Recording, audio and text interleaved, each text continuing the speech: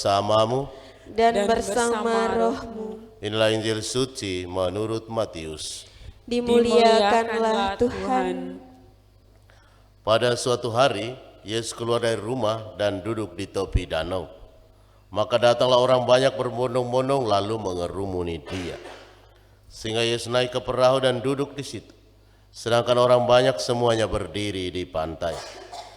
Yesus mengajarkan banyak hal kepada mereka dengan memakai perumpamaan-perumpamaan. Ia berkata, ada seorang penabur keluar menabur benih. Pada waktu ia menabur, sebagian benih itu jatuh di pinggir jalan.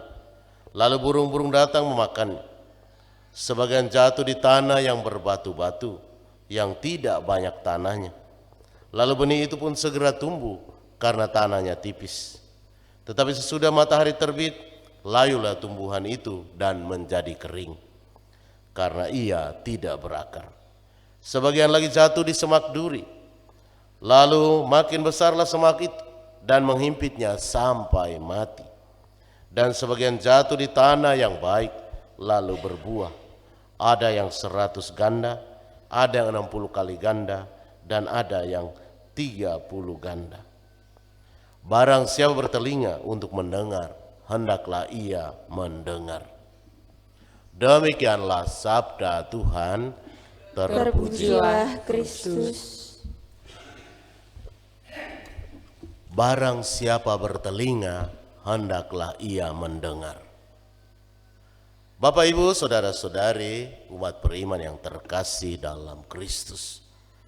Telinga menjadi begitu penting, sehingga manusia yang tidak memaksimalkan telinganya untuk bertumbuh dan berkembang akan menjadi orang yang tidak tahu diri.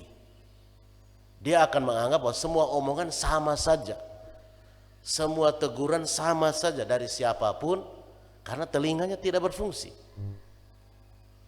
Telinga itu sangat penting peranannya. Kalau orang mau bertumbuh, maka orang harus mendengarkan segala sesuatu dengan serius. Apa yang dimaksudkan?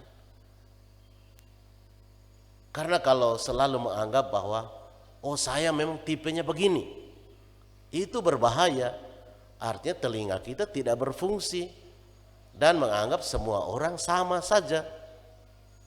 Itu berbahaya.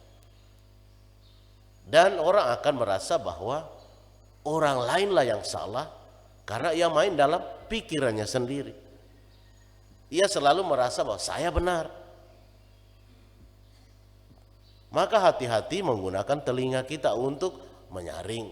Apakah telinga kita menjadi tanah yang baik, yang bisa memberi pertumbuhan untuk pribadi kita, atau telinga kita menjadi tanah yang berbatu-batu. Kita hanya mau menerima apa yang menurut kita baik, sehingga yang lain-lain kita merasa bahwa itu akan merusak saya, maka saya tidak mau dengar. Firman Tuhan akan memberi kita pertumbuhan, akan memberi kita buah kalau kita bisa menyediakan diri kita sebagai tanah-tanah yang baik, tanah yang bisa mendengarkan, tanah yang bisa memberi pertumbuhan terhadap firman yang ditaburkan itu. Maka pada pagi hari ini kita bisa bertanya diri, apakah saya menyediakan diri saya, terutama telinga saya, menjadi tanah yang subur untuk memberi pertumbuhan dalam diri saya, dalam hidup saya?